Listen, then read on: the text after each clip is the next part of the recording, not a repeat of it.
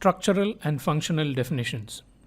We will look at a set of definitions that can be used, which could either be of a structural nature or which could perform a particular function.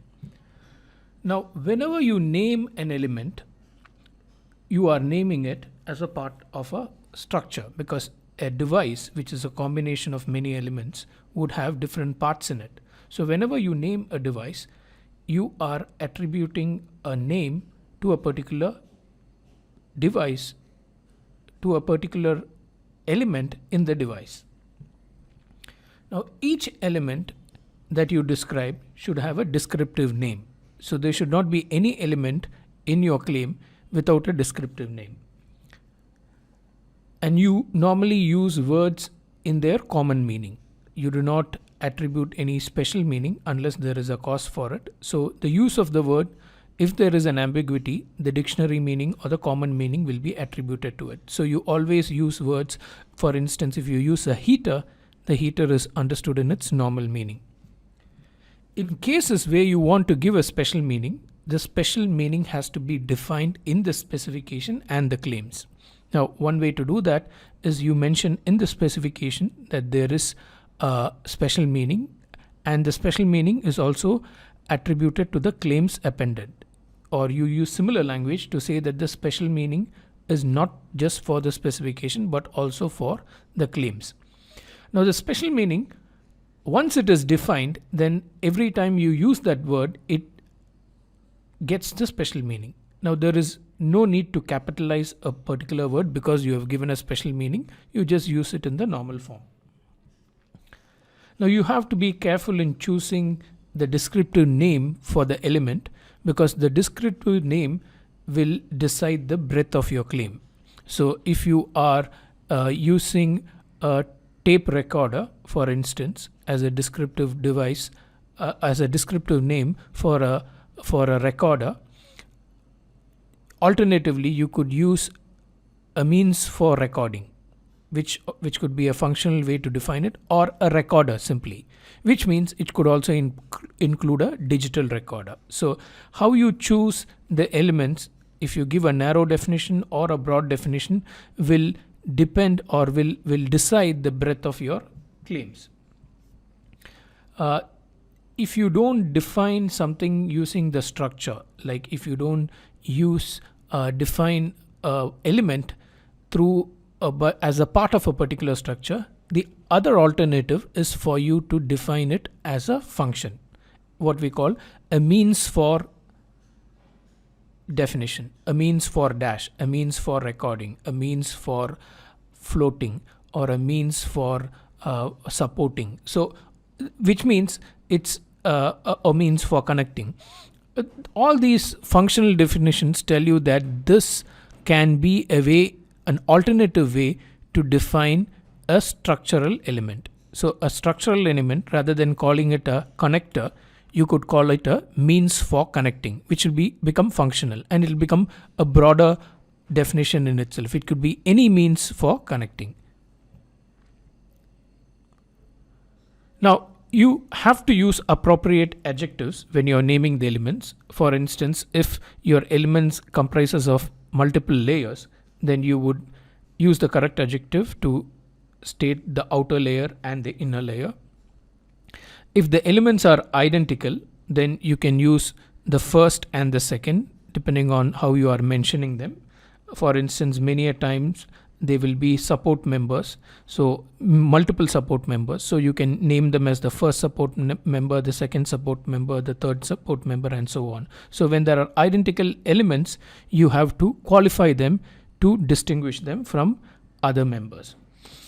Now, you can also distinguish the elements by association, by how they are connected to or how they are associated to. You can say a particular upper floating member and a lower floating member, because floating member, there could be multiple floating members. By association, where they are, or the left floating member or the right floating member, you can distinguish them by association.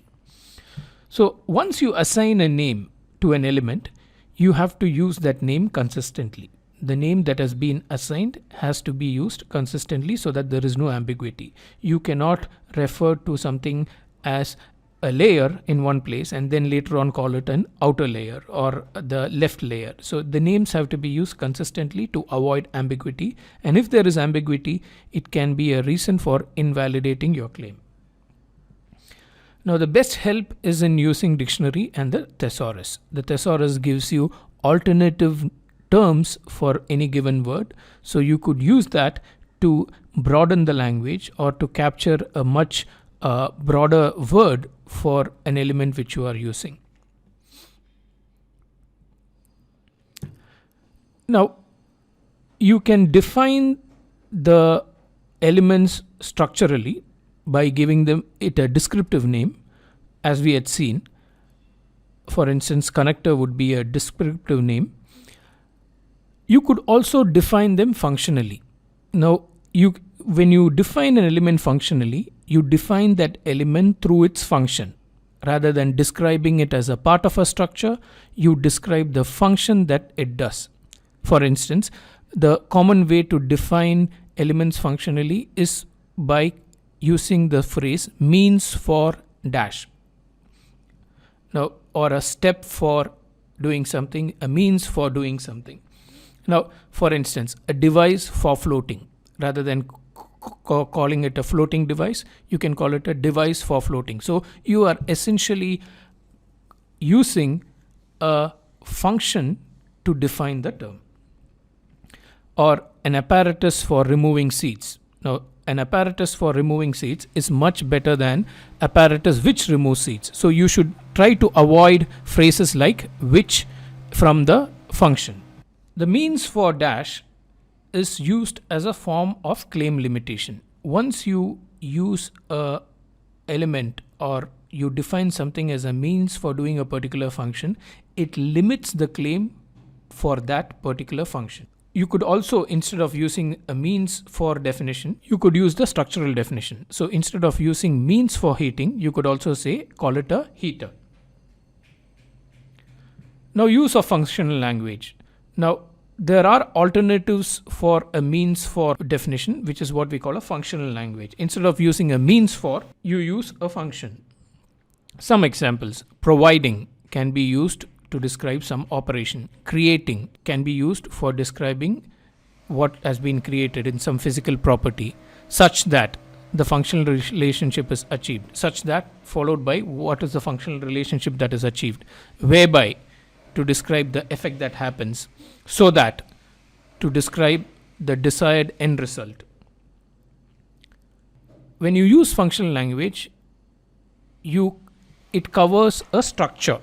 When we say a means for recording, what is being covered is the function of recording. So the recording can be by a device that is through a magnetic tape, it could be recording by a digital recorder, or it could be recording by, say, a computer. So when you use a functional language, it covers a structure without describing what that particular structure is. So it gives you more room to accommodate different types of that function.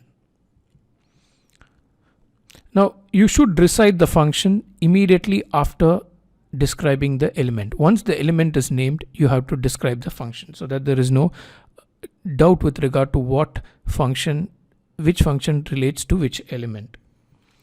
Now, use of the word whereby to describe a result that follows from a previously recited structure. Now, this again follows the earlier part which we explained, that you cover a function and which the function should immediately follow the element that you have described.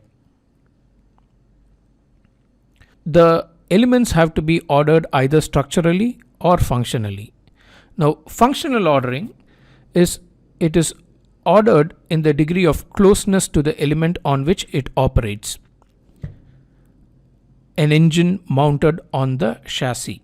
Now, this is called a functional arrangement because it is ordered based on the closeness to the element on which it operates. Now, in a structural ordering, you first recite the base or the foundation, especially in mechanical devices, or the source of power in electrical device, and then you construct all the other elements on that. There are two predominant ways in which you can order the elements.